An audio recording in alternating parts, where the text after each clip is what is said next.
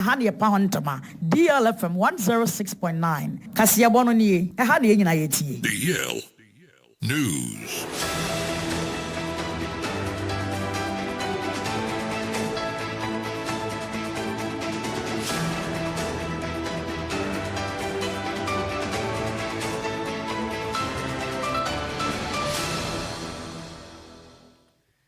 Yamamo akwapa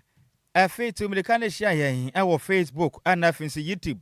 na yamfa kasebo no enchiri mankasa ensimom na Ghana embassy eno no wo United States of America wanum edi yaw pa den krata ba bonte echire mi say wanum afili so disappointed o madwawu ne nyina ne say Lincoln University esi aginasie bi a nyankopon abonsematiko aha dwenye pa ade na Lincoln University mpenifo chire mi say one of the krata ba bonten na Ghana mampeni paremo boata John Dramani Mahama anka odinane ba chire mu Nyankopon ya atoma ya wada ebe eno beye March bosum na toso adu nunsia na nka jiwa kopie mu na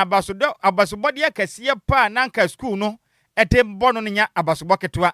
ya baka ne say honorary eye doctorate a esunye pa anka Ghana mampeni ekwa akwagide ahina taso na nka ja wofa waje dem na nkoman yi suma woso ne ma konkre o mampeni na manager nko watenten na bosobo ntesa ne Ghana mampeni agede aka ne tate hom nanso na enkrata efri Ghana's embassy ewe United States of America ebe chire mu say itse dia kwaje tawo school ni chire mu a Ghana mampeni John Dramani Mahama na go po ya aduma ya wade na kwantuo na opa no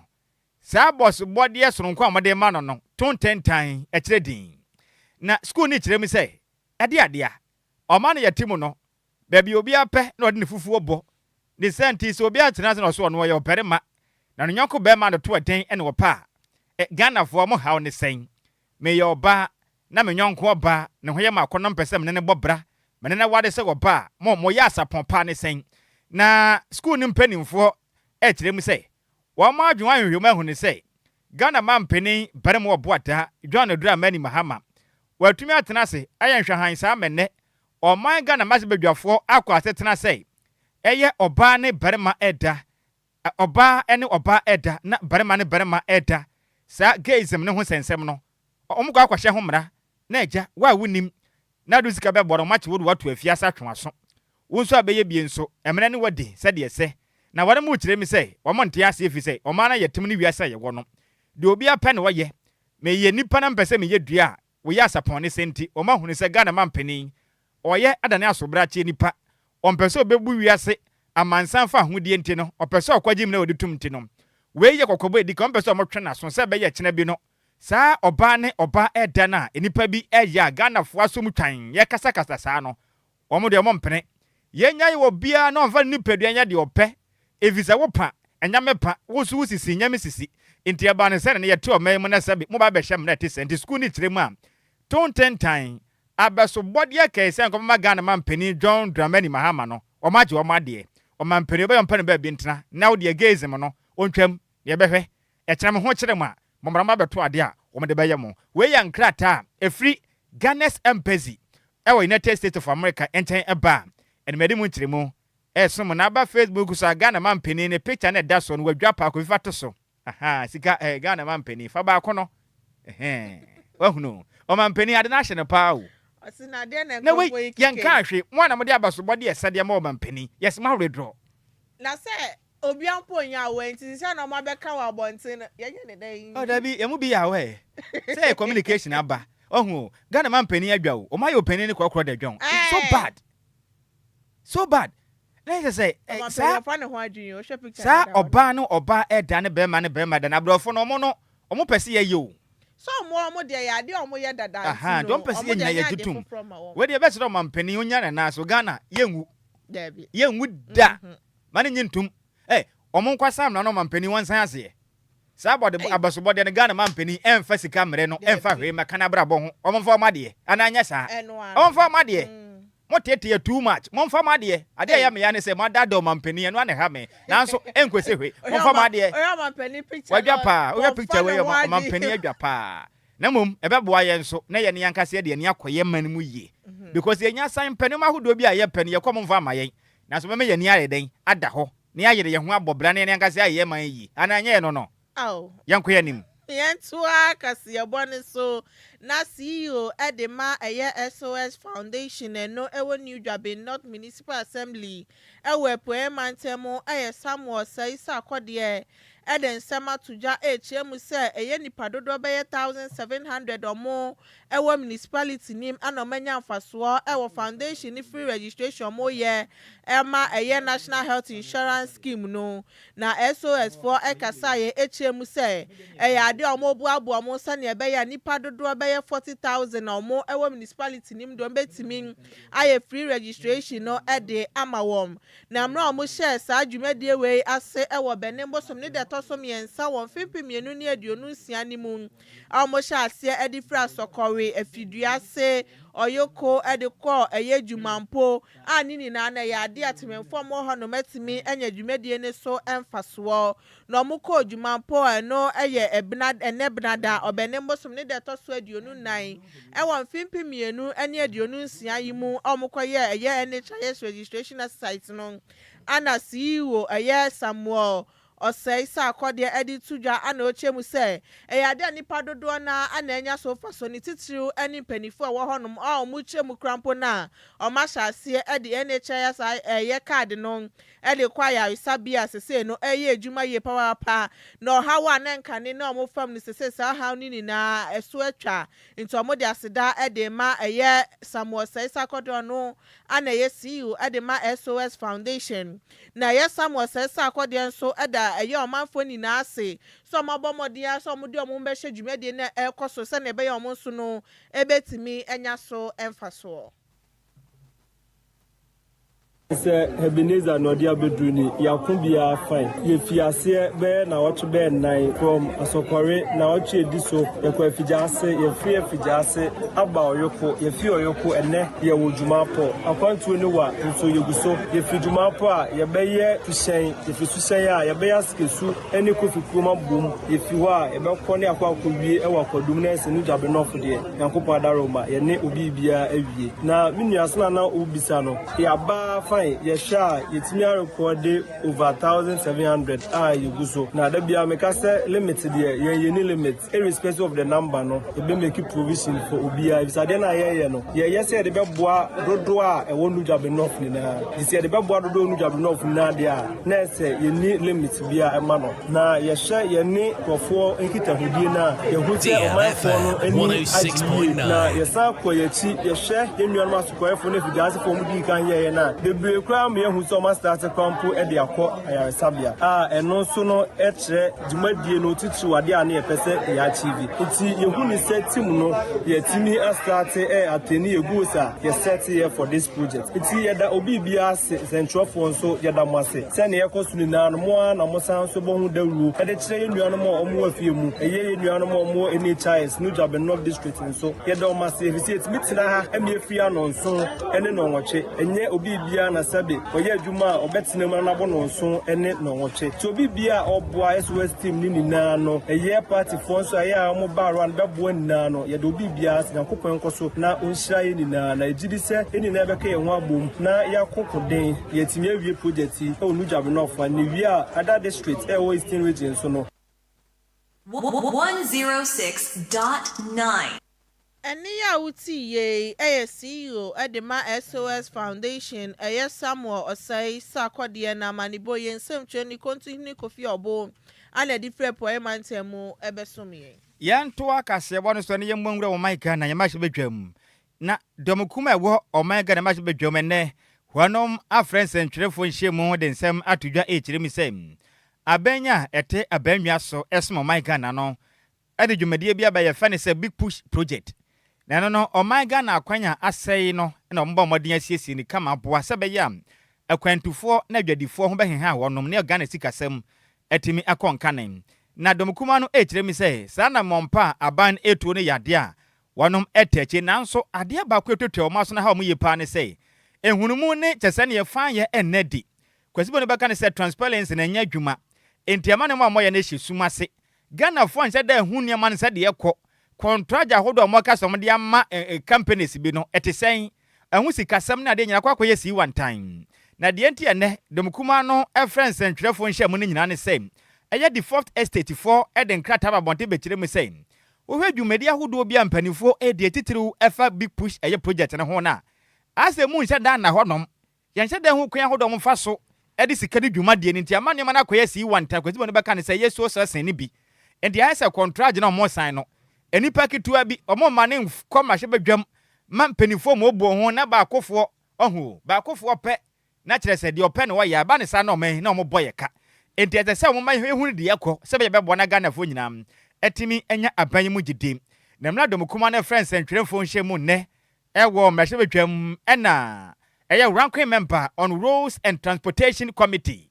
oniminyamfo ono no ye akem suaduro mahye betwani oniminyamfo Kennedy osai nyako ekirem sei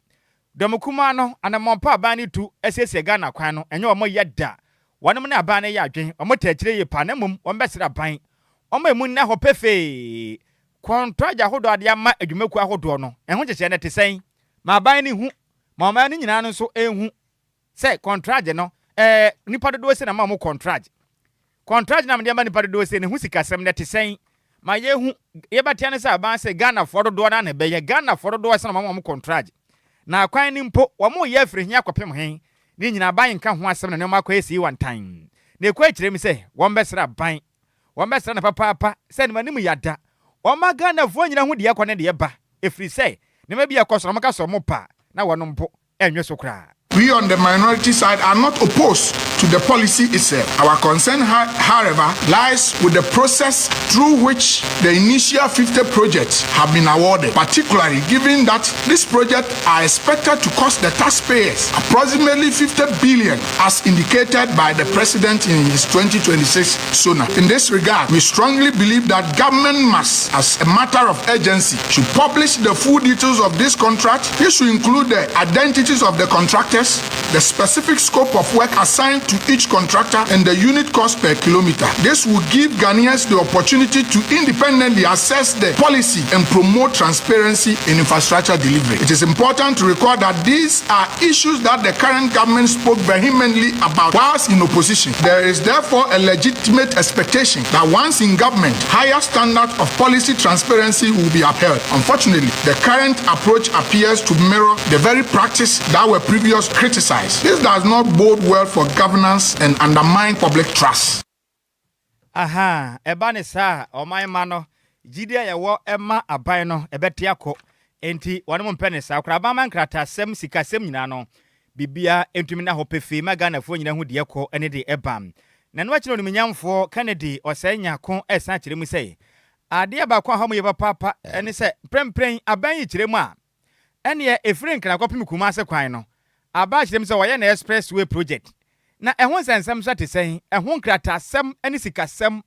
aba ni sikasɛm na odi agura mu sensei enti obɛsra ban saa kumase ɛbɛnkra ha na mo kwantempo no aban ma ye hu de yakɔ sikasɛm bia sɛ de te na ba magana fo nyina hunu yɛmpɛsɛ mbɛyɛ kwan be wie na bɛba sɛsɛbe niema mu si wantan de ba ne sadom kon bedwa pa. No official total project cost has been disclosed.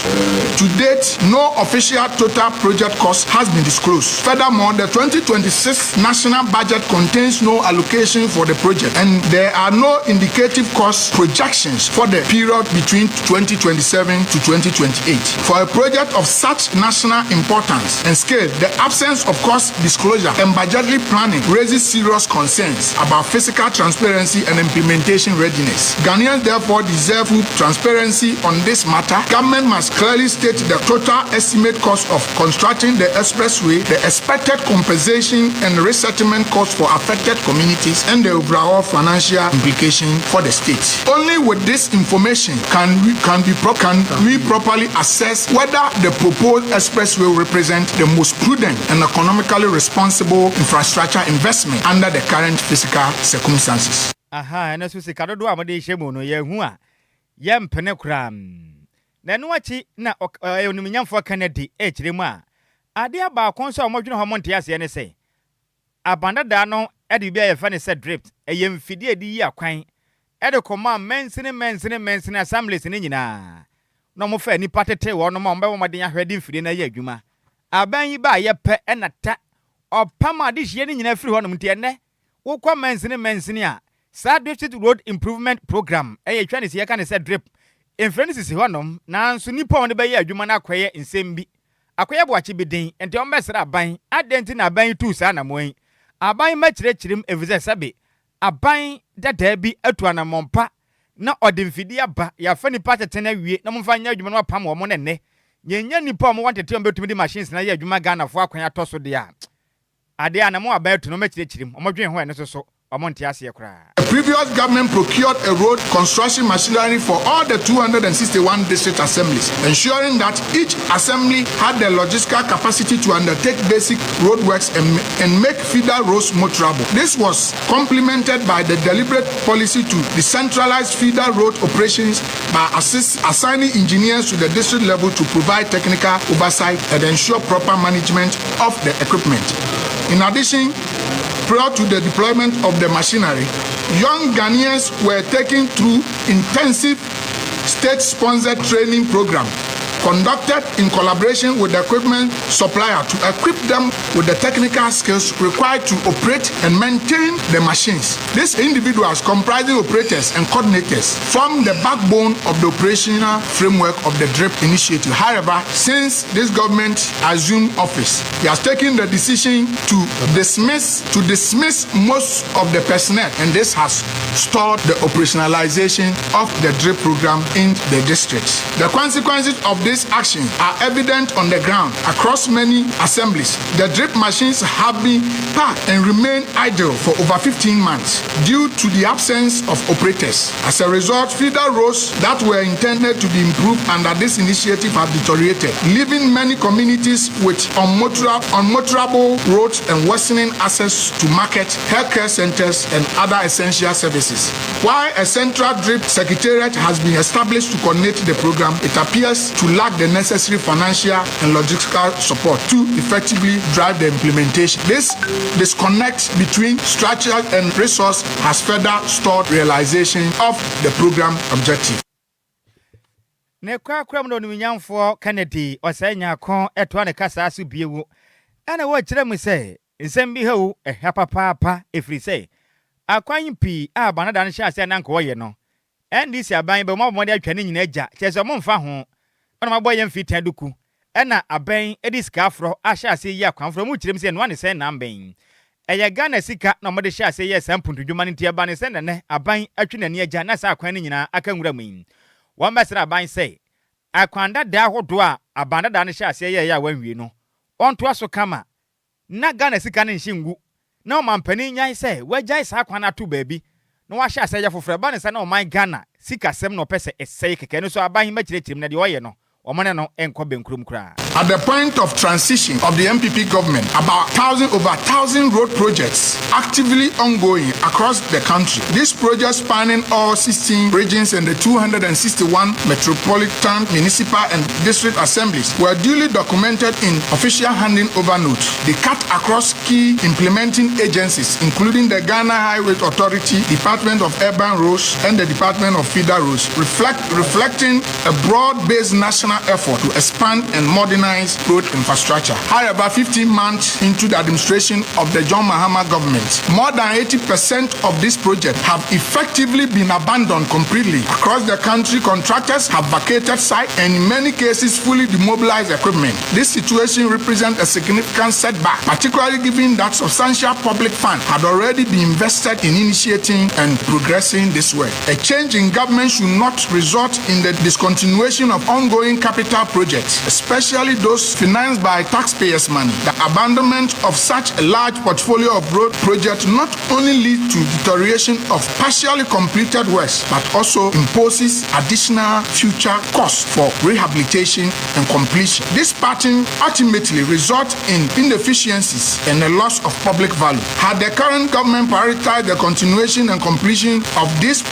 existing projects rather than redirecting resources into new road projects such as the Big Push, would have significantly improved connectivity nationwide and maximize returns on already committed public investment.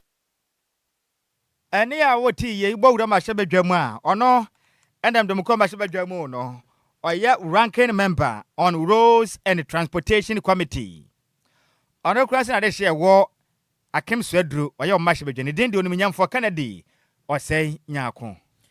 Yantua Kasiebone so na St. Peter Anglican Cathedral diocese no Koforidua ewe poemantemu edi omampani dada na nado danko Ekufuado esi so no nebeye futufo de ama asori no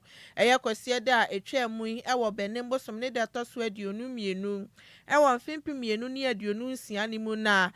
si omudi na si so ba betu asori ne fo afa ye nsema no koso wo man mu ne kwan ombefa so a Ombetimi esi ebiano no mo ne nsɛmtwerɛfoɔ twetwe nkɔmmɔ na Anglican Bishop Koforidua Diocese Right Reverend Felix Odei Anasi kasaye echiemu sɛ ye nana dodanko Ekufuado mampani dada ɔno ankasa krampo no ɔyɛ Anglican member dada wabɔ ne ho mmɔde ye power sorry ni manunti ana mo hye ne nuonyam abɔ na baso sɛ watimi aboa mampuntudwuma so atimi akɔso ɛwɔ sorry nim na Right Reverend ɛsan so ɛkasa na ochiemu sɛ Ojidi ye pasa mampani dada na nado danko Ekufuado omode no esisu so futufuo no ebetimi abo esanso no ankasa no wosuahu ewo eye niema hodo no koso ewo man mu nti omo a omo ye futufuo dada na ebetimi abo am no oni omo so no etimi etufo na chese etimi abo asori ni sujumedi a ekoso no mampani dada na nado danko Ekufuado nso eda asori na se so no so mode ma obo asori no matimi ahu ama matimi ahye na nuonyam se na no so beboa mamputu dwuma timi akoso ewo aye asori nim na Right Reverend nsɛmtwerɛfoɔ twetwe nkɔmmɔ no de nsɛm sei ɛde tuja betimi aye nyenye sika ne de aboa nti nanado oya Anglican na sena medi kankan no waye adwuma wɔ man mu sɛ ɔmampanyin a wasomo man eyiye na asɔre no nso onja asɔre no ye ɔboa asɔre no wɔ kwan huru bebree so nti den na asa asɔre no yebetimi de aye no fie diocese mu ofiche bi na ekropon nti diocese Eastern region na nti na ɛsɛ Koforidua Anglican diocese no yɛhwɛ ne ɛsɛ ɛne na ɛsɛ sɛ yɛbɔ na baso ede saa nimdie yi ede mano ane nti nene eye saa adwuma we ya mohu nti eye se one oya Anglican ni na watimi abeye omampanyin na afei oda so eboa Anglican asori na esi ehye na nuonyam ane nti ne eye saa adwumadie Eni ya uti ye Right Reverend Felix Odei Anasi ono ana ye Anglican Bishop edema St. Peter Anglican Cathedral Diocese no ewo Koforidua na manibo ye nsɛmtwerɛ ni kontihini Kofi Obo ana di frɛ poemantemu ebesomie yanto akase bɔno so na yɛmɔnwura mu Nyankopɔn adwuma m kakra na sɛ bɛyɛ bɛboa na Nyankopɔn adwuma akɔ nkan na Nyankopɔn anyama ediama ono mankasa ne dache na yahini matete no Abundant Glory Chapel asara no bomoden a wanum edi wanum Founders Day a dwumadie ekɔ so pa na nyasem kuma kra ɛwɔ mra ɛno no asɔre no awoda kɛse a head pastor de ma asɔre no egyina mu na nyasem kuma kra na wanum Founders Day celebration dwumadie no na nyasem kuma na mo gyire ma osofo pon da asɔre na no wasumi asuma asori ya 22nd March ena ma asori head pastor na ye ne birthday kesia oto ne nsa ede fra Nyankopɔn emma hotwetwe huru omo ye na dwuma omo nyina beka ho a omo di dwuma die sunu nko omo de ehye Nyankopɔn ni anasem tete da so ne sei bo modern ahwe so mbeboa ne Nyankopɔn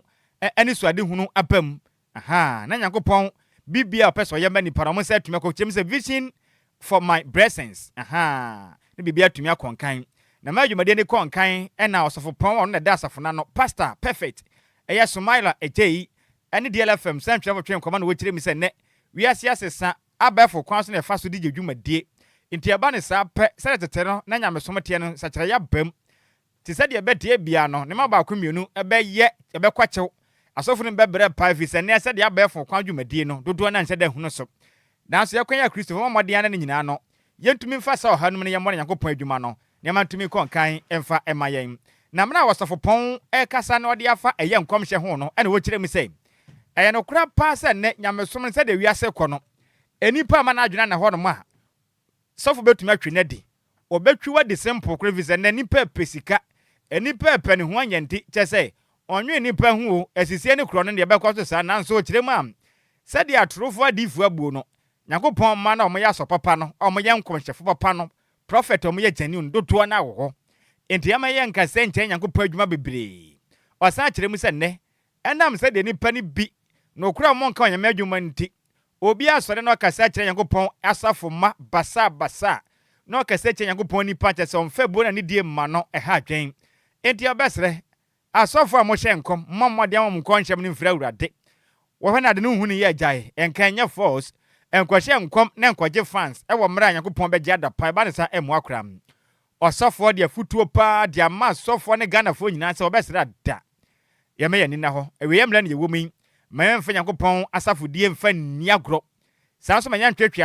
asɔfo bia mmɔmmɔden sɛ wɔn bɛdi no kura bɛtwede ampa Nyankopɔn na ɛwɛ mmara na abɛ no yɛhyɛ nkɔm yɛnhyɛ nkɔm efiri awurade na nneɛma ahodoɔ a Nyankopɔn ne mu bi no ayɛ yɛnya kanaba ne sa egu Nyankopɔn adwuma anim ase sɛ yɛka ne ahwɛ Ghana ɛne kusom na sɛ de esi ho no a deɛ mɛka no sɛ mpanyin ka nsɛm bi sɛ babɔne ebi wɔ bia efi the fact that people are goofing in the prophetic ministry doesn't mean prophetic atwem enti the late Lucky Dube ɛka nsɛm bi or say you can kill the prophet but you can't kill the message anytime there's a prophetic message odiifoɔ no the carrier of the message but yɛn ne nhwɛ we should go beyond what the man of God is saying deɛ sɛ yɛte aseɛ no sɛ die nyame kan sa na etia na mefa sa kwanwe so maka sɛ obi ntumi ni sebe number 1 adifo atofo mfrim obi ntumi ni adifo enka no kran so emfrim ne hu de wom nyan se anytime abeti the word fake na kyerɛ sɛ original ɛwɔ hɔ eti onyame asɛm entofo onyame asɛm ensɛe ne hu ebinum na ntumi ɛma ne nyina sebe sɛ ɛba no ne nyina enka bom no Bible says in this last days I'll pour my spirit upon all flesh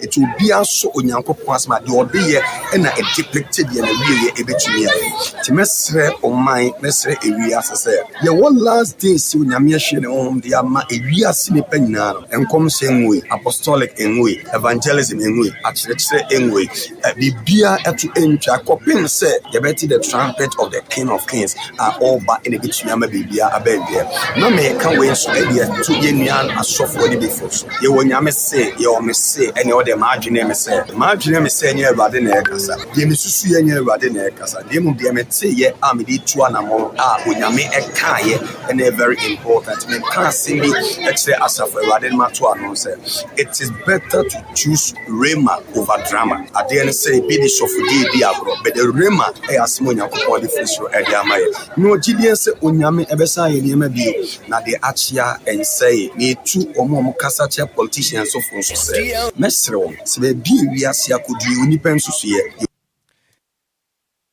eni a woti yo no ena ye head pastor edema Abundant Glory Chapel ne den ede pastor perfect Nhyiraba Agyei ena wote ne nkarama ne boye nsam twire ni babara kranten ena kopie mu asorofia ode ama ne boyi ebesom ye enhyira na pempem set ohia ohunu bi da emu kyeremu ena ye de asom yi Yentoa kase bone so na mrahye ede makumewu eye onyonyamfo Ernest yawanim ekoya adoye shronko ede ma yenwanu muslimifo efaido fitwa mudi no efiada eno etwamu no no de emo bags ekoma wom sanso na ngwa ene tomato paste ni bi sanso di sikapudo be 10,000 Ghana cedis ana de ka ho ede ma wom osanso ade ye football jerseys any ball ni bi eka ho ade ma mabu na ewo honom ewa abra na omo ye 8 games etu omo so omo mani enko omadisua ho se ne be ye beboa na mpuntu juma so atimi akoso ewo mo mpote mo honom no de asedan so ema oman for honom so omatan na chi na ni jumadi a wodi ni na ano etimi ekoso ye no osanso ehwe omo boso be ye project ahodo ewo zongo community sa eno ewo kumewu na etimi aboa om se ne be ye omo so no ne mo be ye na ebetimi akoso no afibia so a bra chief imam na muslimi fo wo kumawu nyina de abom paye asre mpaebo e de amame ene kumawu constituency se dwumadi aye die e wo constituency mu ala na de nsa ene ninhia ebeto so aboame na no akwanhia ne de hia ye wo kwan so e bom paebo adanyankopon na atwetwa e de jeme ala atwetwa de jeme eti ene idi ne sa de aseda e se ba na me de 10,000 Ghana cedis aka ho ene nneoma ya medeba na chief ene empanifo nyina nso etimi abompae asre nyankopon banbo ene ala banbo e de amame ene medwumadi a medie ewo empesuai mu eti Ti ene yɛde more 20 bags buy. Yɛde anwans 10 boxes buy. The mackerel 10 boxes buy. The tin tomatoes 5 boxes ka ho. Say yɛde ba na eat the day yɛde abre chief. Na mosque ahodoa ɛwɔ mpɛsua mu ha nyinaa chief. Ya uti ye ayam na shebe dwani de makumewu onyonyamfo NS yaw anim na no achi na kasamafo de makumewu Central Mosque imam Alhaji Abdul Nazru kasa ye echemu se odam na shebe dwani ya siye papa wom a ode boa wom na boshe nso a wahye na yade ometan na chi se ne be yo betimi aye project ahodo no de ama wom. Salah free Eid al-Fitr by your honorable Mr. Anin Ebesraye Oban and Suno and Ban and Sapai or the Emo Baxa Hudo Bibri Afisu Anwa Bibri Afisu Tin Tomatoes Bibri and what is Suno Oba Besra Sano Owe Wansan Kwa and Enunkwa Wasai in Semisika Bibri for say 10,000 Ghana cities. Adima Chief Imam say on Sushe. Na onfandi juma a wono so hu se betimama Islam so atumpon honorable anim yada na sibebri nyame enhira no se na okura yemu no yenso ye ne je ho sa yenso ene bibia mu ye tanachi esabo empire edi emanu we ni de chief imam edi ahema no se menka nkire adoflom ni obibiara. Ene ya uti ye Alhaji Abdul Nazru no anekasa ye edema kumewu Central Mosque imam na maniboye nsem troni samo for wibuate na difra santimantemu ebesomye. We are yenyina we so na yakeka madwene kire ne bi emfansom anumre yi ewo kasebo no eso na kwabia samode aba na wase we ekasen give and take award. They should take their award. Oh, I say asemo Kwesi Bruni. Good evening, senior man. Any Adjoa, great news. Ghana man penny award and uncle for Nasajo or Madi and Yehupa. Now, Oyibo Boatin or the Abano was so here life, Eddie Free, Achuma and Alebe, and what let me say, I remember the main people now, then team, Mate. We are a communication team. I mean, come on, a year, you might some party, no. A year, Moma Sema, a farmer hokra. Now, Richard, I heard the Abano say, or say good evening, go out to Nhyiraba Kwadwo Sammy, be Adjoa Agyei Sikapa. Wase kasebune mu de pa bantwe bona na mo ba adwuma som Ghana kasebone official na ndam DJ Ghana man fidi eni so na mu de sa no mandam DLFM nice na Ghana fo nyina eti wase oda yase mu adwumaden ona po bam ede adia ekasen ekasen na me wafa se Sweet Elizabeth oye de na mango ode aba na wase o man adwo wa chia DLFM adwuma fo nyina DLFM news so amazing. This is coming from Sweetberry Lebanon Zone 4 me da say. Now, Coffee Parliament, the man say, Mr. President, please, we need more jobs. Watching from Agonabo Bikuma Upper. Now, and I know Kunsuko Jokrum, the Abano was say, Eba I can't cassie a bar. I can kind pa dear and one a year, heya, DLFM, heya, na, a year papanum. Now, Obeda Samoa, the Abano say, taxi driver at Tama New Town. Or so my Adjoa Wafa Sammy B, Otia Life. Definitely taxi name on the passengers no more enjoy a just say Cassia pa more the paso or better somewhat be a taxi a passengers and say Ghana man penny award now my genesano or my gentle and saying or my yadi abrofana yadi be a passengers and say dear Lincoln University for ye in Tiana what dear was about my man penny as Yasanje I can't say many could tell about could make could do a mono. Gen the yan to move, moon hammer. Mopa kura munjim bibia ye o me fama de nko ye ntiase enya de be gada man peni kwa sen be bompaya ma Ghana be yi why in stretch na ene agopramaso ye nko se na ye sports won DL Power Sports on DLFM 106.9. e wo fa Samuel Blobe o si DL Power Sports na ye den. Hello, my name is Emilia Probe. You listening to DL Power Sports. Na nsembe to odwase ye wofa eto atene dikan na nsen ya citizen san no no agokansie no onima atena no to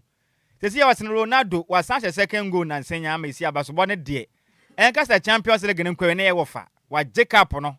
golden boot no be ne de wofa wose Ronaldo wa hye goal bi o aya na ye no di nkomo asem enya bufuo ye bisawo se wosan hye goal ane amaye hu anhye nso amaye hu born wedding. My chef. Of course, my chef. Me heading. Me Ronaldo. Me four headings. Go.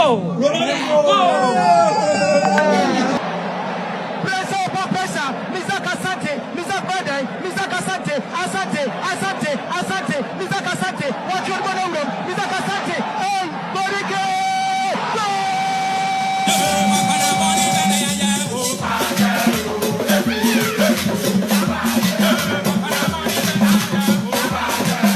And your bonnet benny, I wampa, the modern fatcher and Tissadia, yes, me, my one chain. The offer said Bismark man busy at Nancy, young Quan and Janako Pamaso and Seminole on finding your Messumay. Bismark, what fine Shaba and Pom design. Yes, I don't want them. And a single pie to be a pono. Yes. So, oh, Yamiadum. Weekend is to be beer. Oh, Yamiadum. Nay, stressful. I don't. Oh, so for the way to an antinantia, Unze Mayeshi. Yeah.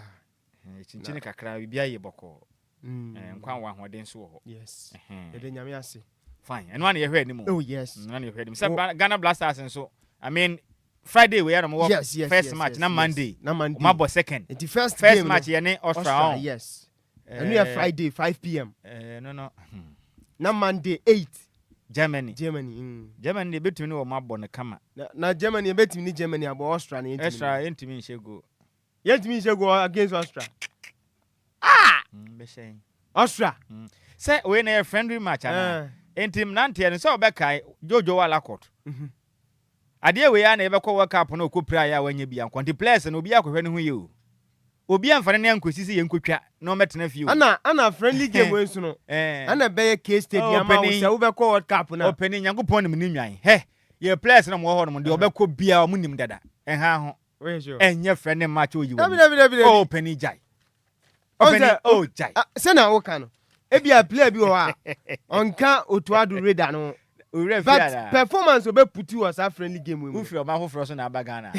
openi ufri oma hofro so na all different planets so ana wo hu bi da na Ghana Blasters dey see abekwa wa nim za dey tia no empenifo bi ade ni press bo na kakra omunim bo no se do maka ho adwuma dada nya fi na be oh jai ha ho kra eh oma wo bekọ no empenifo on the list na to dada ya frɛ bi no mabɛka ho but ebi no bɛsan ho machi no mo bɛkɔ nde omo wɔ hɔ ewe ya mo kɔ no we omo kɔtwetwe mo nan saa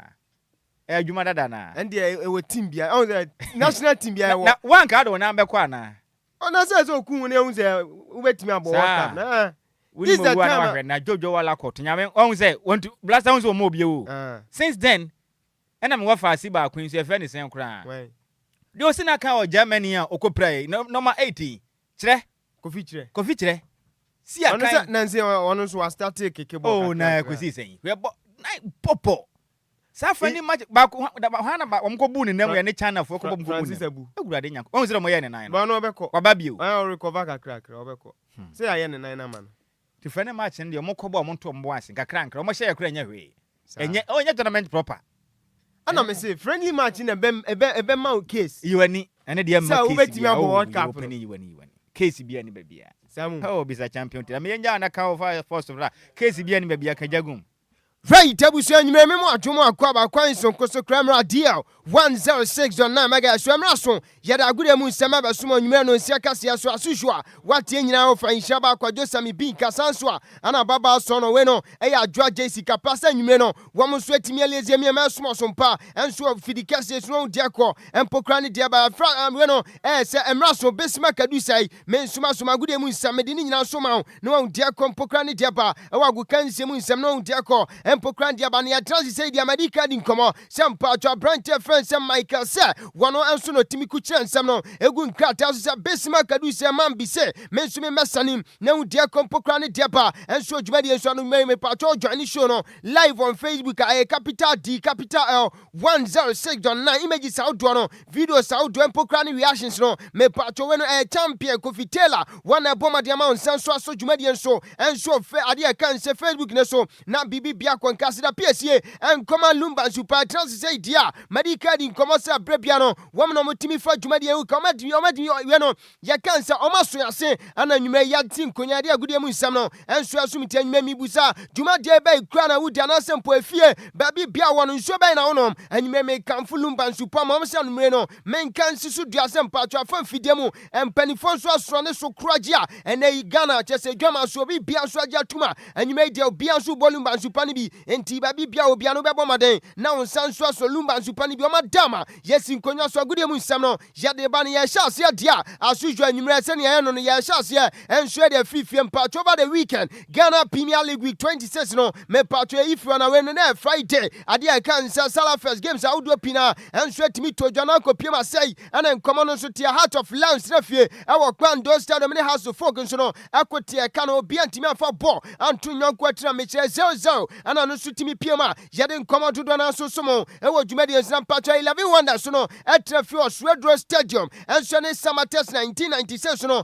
Aquatio Biansu Timi Bonmade as a Cani Mianu so a young Koma Crefioba Yadin also sumo Jumedia so no one dare compo Crandiaba na Sunday on a game South Pina and Sue Kaguya Weno a Ghana Premier League week 26 Uncomo and a medio Jumedia Sron Deco and Pocrandiaba Pacho Kumasias and Teko Toko at Trafici Nations FC Aboma Academy and Soma Tiate Dreams FC Trafie our 2 hours straight of Club your friends and Media Sporting Club on Academy one sweet Timu Bako and also a resource a toja Yadin Commando Donaso Sumo our Jumedians in a Basek only stars no at Trafici Club your friends say young apostle Boma Canibako woman Timanti God Weno Aya Bibiani Go Stars one so Vision FC Aboma Caniba Comment Timantina Brekum Chelsea at Trafio Golden City Park Club your friends say Karela United so no Abona Academy and Timantina Swedro All Blacks at Trafio our Swedro Stadium Club your friends say Hoa United Bona Canibako one so Timantina for Campono Weno Aya Bechem United at Trafio Nana Fosu Jiabo Park Club your friends say Diana Football Club Ekano me Patombo Mianuma Timu Bako and over the weekend results a toja and so Ghana Premier League in Comono and Yade Sumino Panina your friends say Kasim Mengo a head coach no Adima Swedro All Blacks after saying Nessa Nisu Timichifa Club your friends say Hoa United so Kaba comment after the game of Panino and so adding Komosei and Esomien.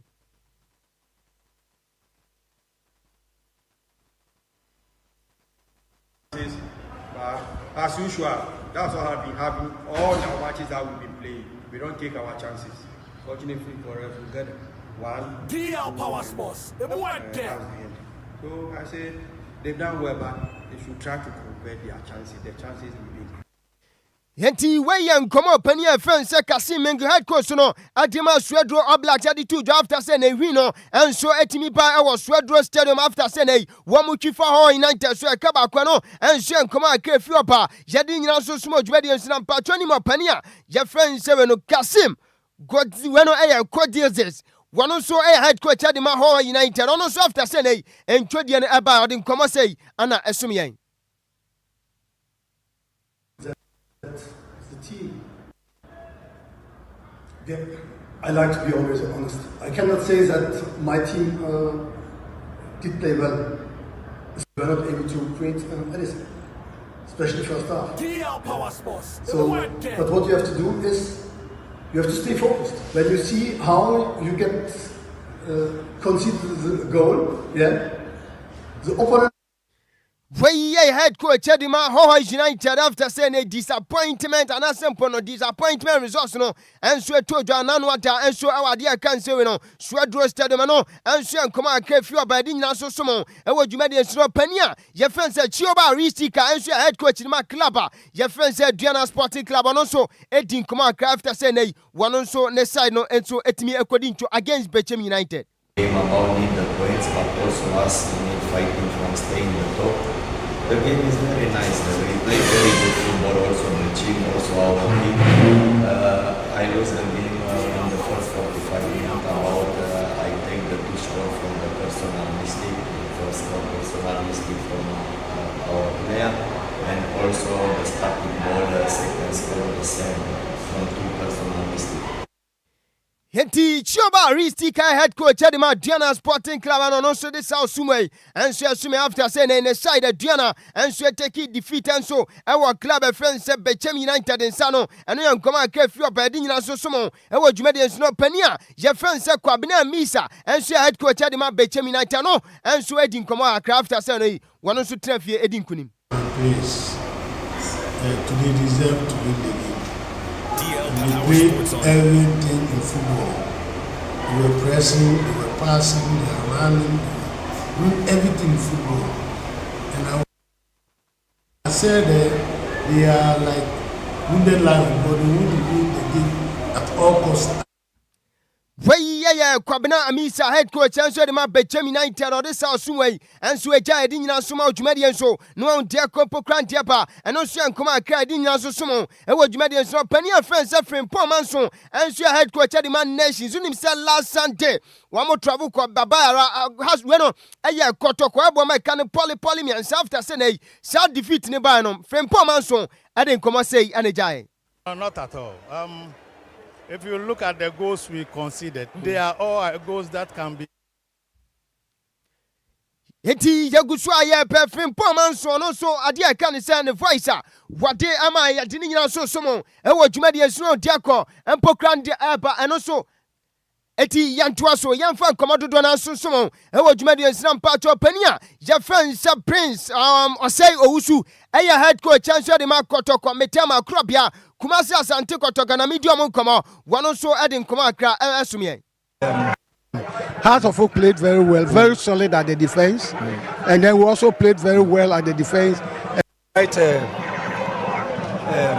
energy, they brought in the right efforts. I think we still need to improve on certain decisions in certain very key areas where we have transformed so much, and then we need to bring it in the game.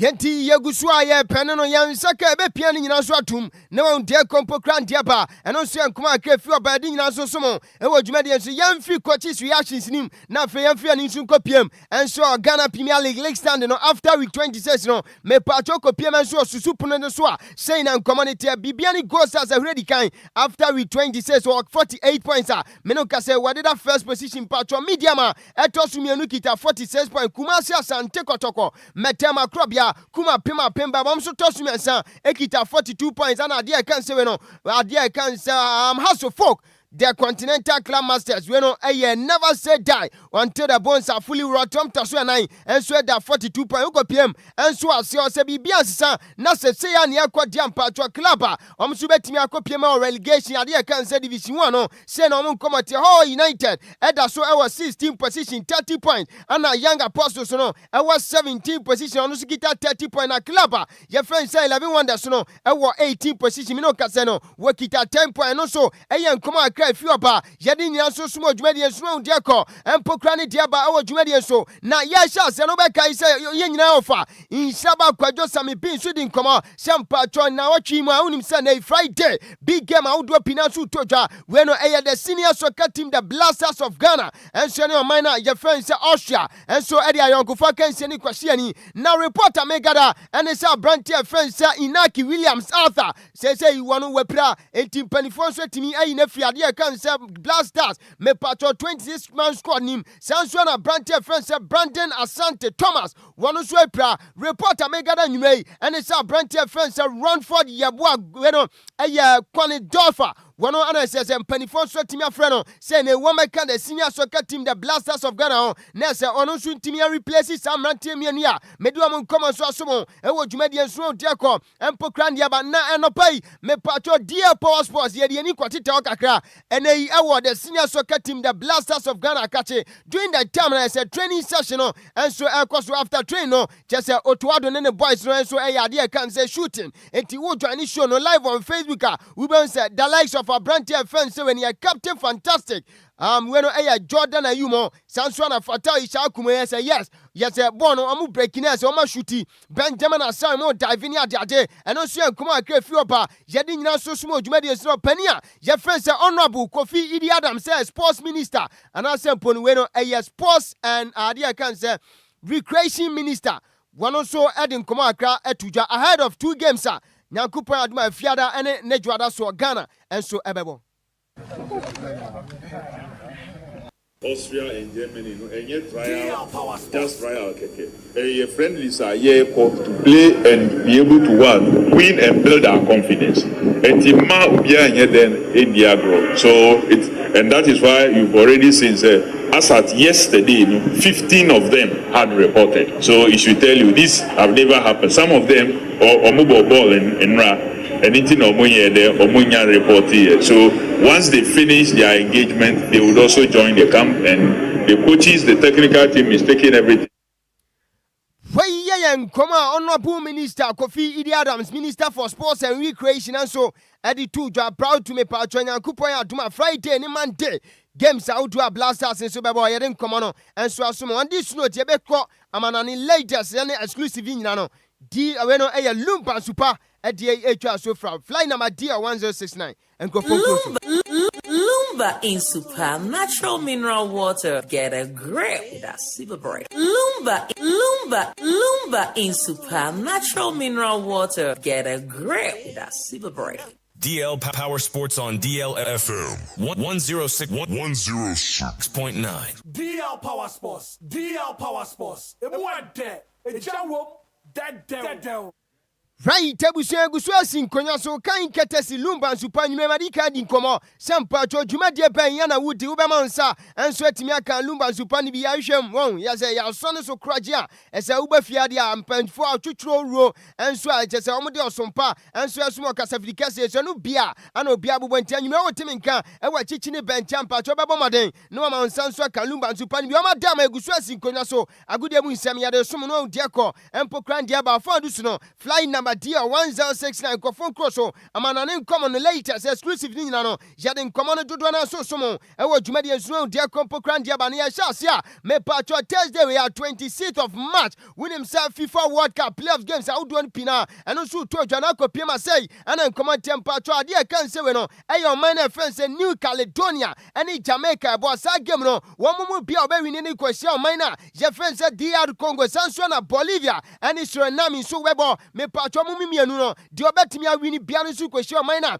Jeffrey say Iraq and also Ayadia and Koma Crefioba, Yadin also small Jumandia Snakopim, and so Adia can say UEFA playoff na, when so Aya FIFA World Cup na, and won't come out Nayadin Commodona, and so some minor friends say Wales, and so boy, Aya Bosnia, has for Ghana and Airborne Italy, and so any ordinary and Pacho Maya, Jeffrey say Ukraine, and Sweden Airborne Fempono Poland, and Sunni Albania and Pacho Slovakia. And Sunni Kosovo Babana Fempono, Wamana Fence Turkey, and Sunni Romania Bebo, Afe Czech Republic, and Sunni Ireland, they bought Denmark, and in Northern and also North Macedonia, and Swabon Timino Casay dear, me patron now Chimo, me patron when a FIFA World Cup playoffs outdoor, and come on any sumo, and what you made is animal penia, your fence ego Tudor, Menoka say, or a head coach, and so Adima Tottiamos per team no came to Yamete. And you may answer Penino says say you would get me adding the Juma Dian so go as head coach and so the man Tottiamos per team no. It sounds say you was saying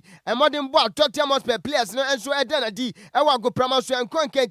reporter Megada and it's so penny and friends say Ego Tudor so no just say obetimi and so a party west and so any Tottiamos per no so I am come on crave you up Yadin so small Julius no penia your friend says Zinedine Zidane and so a former player the man Real Madrid team no reporter Megada and it's part of FIFA World Cup. Nyankupoya Duma June July Toja and so USA, Canada, and Mexico no. What Penina friends said Didier Deschamps. Sene wa the France national team na nsu kopiem na se omu wiesa World Cup where what the Jumadi ni nyina so ba we opania your friend says Zinedine Zidane and say okohwe akire na se watimi abo adwuma ma bibi bia kwanka reporter mete and say opania friend said David Bertoni one watimi abondie sense oni mugidie say watimi so adwane no our France national team ni ma bibi bia be kwanka sense na wapania friends Hamido inside day one nyina so wo ma bonidin and so enkoma akrefi oba yede nkoma dodo na so somo ewo dwumadi so na wo join ni show no live on Facebook dia capital D capital 106.9 images out do no say so na say bibia kon kampa twanim say na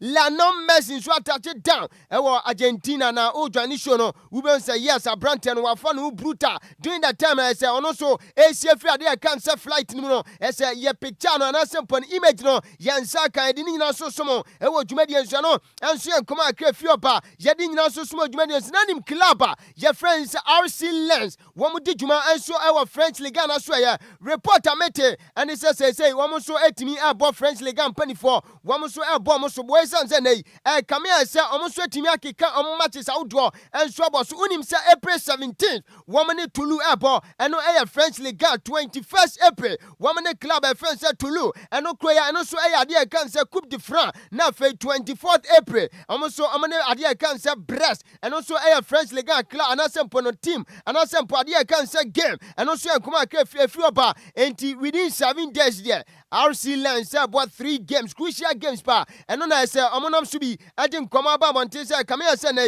French Ligue 24 epese title no Paris Saint-Germain so etimi agini nyina say na Paris Saint-Germain enso de just 1 point per and na etwe club France RC Lens mu eno so enkoma ka fi oba yedi nyina so sumo dwede so na mo pania ye France Diego Maradona Jr. Weno Diego Armando Maradona ne ba na wakodi nkomo wose se enkofo frɛ Diego Armando Maradona say nei we football god dia abrante France Scott McTominay wono obefrɛ no football Jesus esan se ukopiem enso Napoli team no uyi Diego Armando Maradona friwa wose abrante ono so atimi abepiem ewo Napoli team a wakonkode mpa abrante amedi no nkomo Scott McTominay wose onimode mono konka brutentenei sane papa Diego Armando Maradona football god dia wono wo Scott McTominay say wono so football Jesus no nkoma abrante France Diego Maradona Jr. so wakwadi yade nkoma dodo na enso asumo dwumade so na abrante a ye France Makion say captain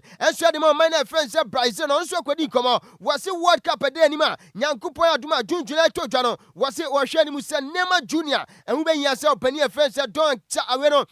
Don Carlo Ancelotti wono so betimi afra Junior na se Neymar Jr. na so enso timi abeboa Brazil national team no esanse omuhia abrante ne service pa no nkoma abrante France Makion wono so akwadi yade nkoma dodo na enso asumo dwumade so na ni nyinam no wonim se madika di nkoma se na Lens for no enso abo French Ligue for no wo mo bo mo so bo se come here so mo de ade kan se matches outdoor enso bobo so na se Paris Saint-Germain pacho April 11 for me Lens na bebo na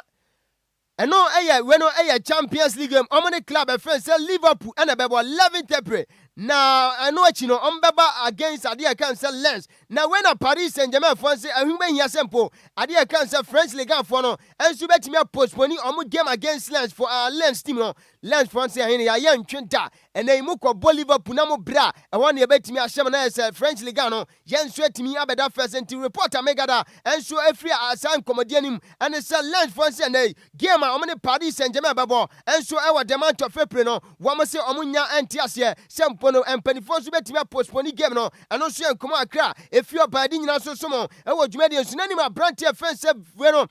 Bruno Fernandes Winim say international break no players are do pina and so national duty na brand away and so late and so company ebusan se masa e ban say na say yes obi ase na say otumi aduru ha latest by Tuesday ban say and so etimi late so no na say onhu ne passport esan say Manchester United e say omo no woman travel esan say Champions League woman nim Europa League woman nim Conference League so no woman nim say woman team and travel and outside UK enti ne passport ko no baby or the ato and also come brand friends Bruno Fernandes and so akodi entiase because of Manchester United so no entimin travel and from my friends UK mu no and nam so bi na ne passport so no na onhu baby or the ato no come akra no so de apa yedi nyina so so medical din come some part of we no FIFA World Cup player for outdoor no and also to na DR Congo mine no and so touch it down Mexico na reporter megara and it says security are tight brutal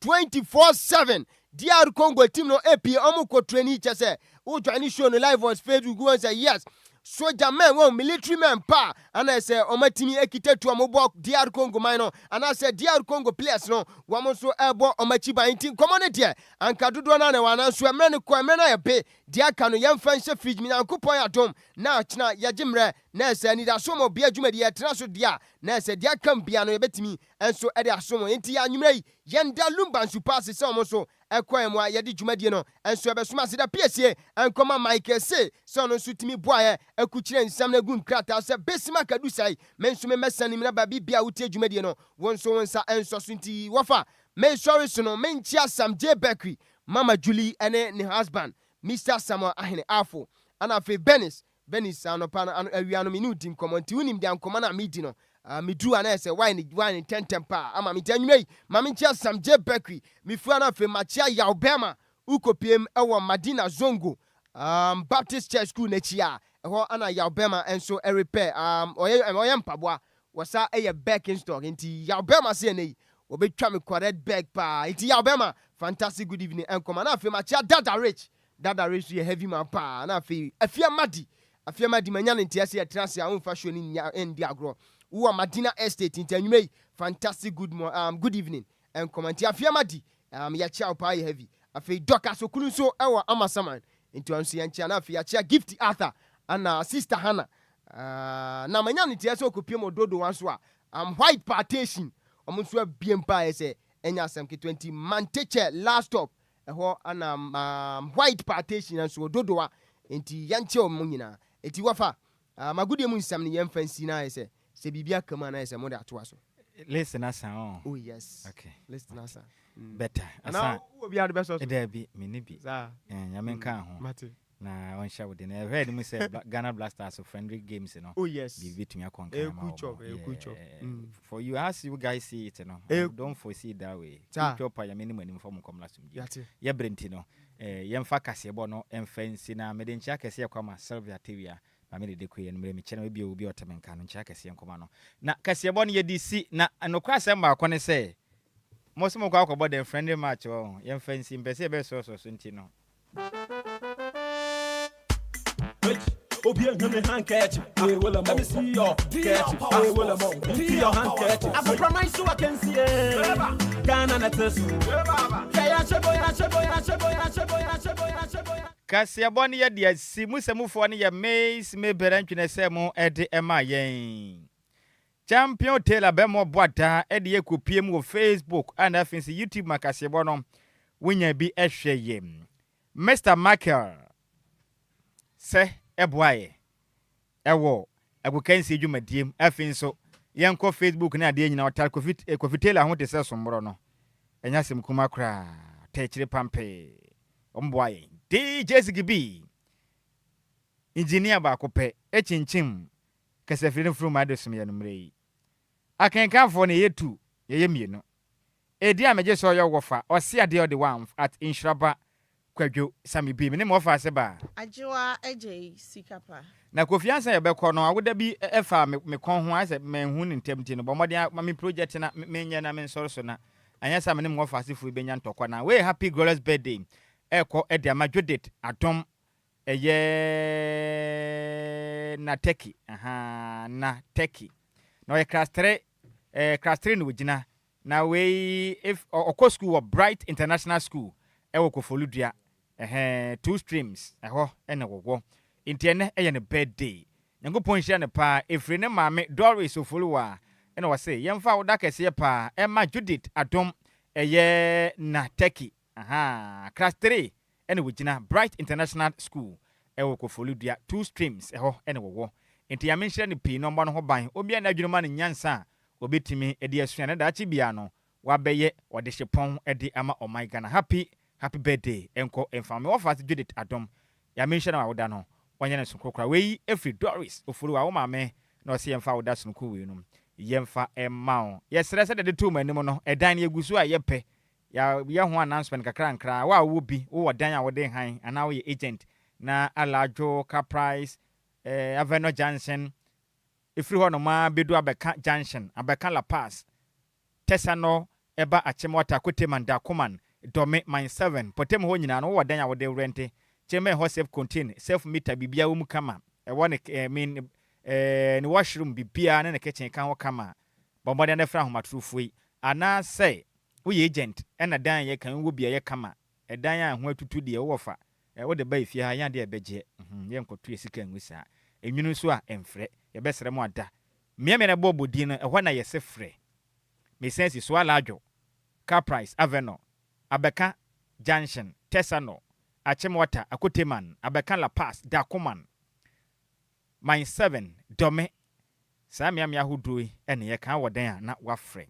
0557 17 1020 0557 17 1020 0557 17 1020 0557 17 1020 Yama munyina monitor adehye Agyei Sikapa as usual ɔse ene nso na wɔtwe foforo de a ɔbɔ nwumi di gya munyina kwan na dɔfo nyina mo de a yama munyina monitor adehye